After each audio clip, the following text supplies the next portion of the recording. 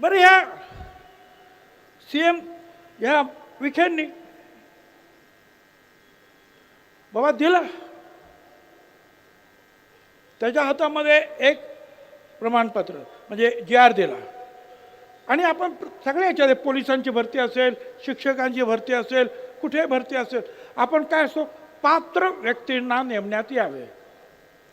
त्याच्यात म्हटलं होतं पात्र मराठा समाजाच्या व्यक्तींना नेमण्यात यावं. याने काय सांगितलं, या दरिंदे पाटलाने त्या विखेला म्हटलं तुम्ही इथं बसा, हा पात्र शब्द काढून या. 1 तासामध्ये पात्र शब्द काढला आणि मराठा समाजाला आरक्षण देण्यासाठी असं करा. कुठला कायदा? हायकोर्टाचे सगळे माझ्याकडे इथं सगळे निर्णय आहेत हायकोर्टाचे सहित. मराठा कुणबी या 2 वेगळ्या जाती आहेत. हायकोर्टाचा निर्णय.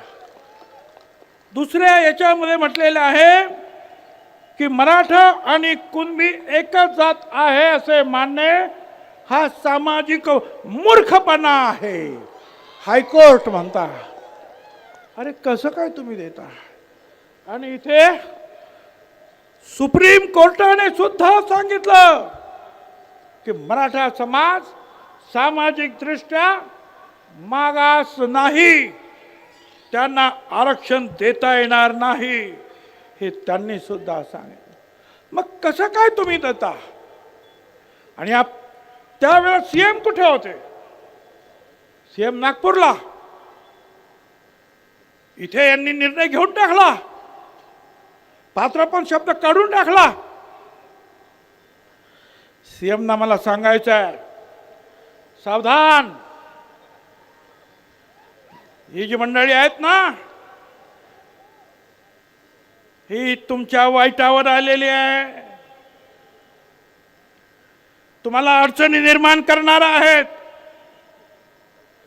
त्यांचं टार्गेट ओबीसी नाहीये, त्यांचं टार्गेट देवेंद्र फडणवीस आहे, लक्षात ठेवा. या सगळ्या बीजेपीच्या सगळ्या नेत्यांना सांगतोय, आज तुम्हाला ओबीसीच्या ताकदीवर 125 135 आमदार मिळाले. त्या ओबीसीवर जर अन्याय कराल तर ओबीसी आज दूध खुळे राहिलेले नाहीत, लक्षात ठेवा. त्यामुळे लवकरात लवकर याच्यामध्ये आपल्याला मार्ग काढावा लागेल.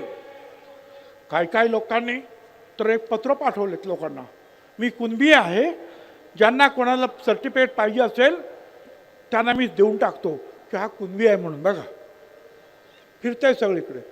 अरे कुठलाही नागपूरचा एखादा कुणबी किंवा कुठला, आणि तो आपल्या कोल्हापूरला सांगणार की हा माणूस कुणबी आहे.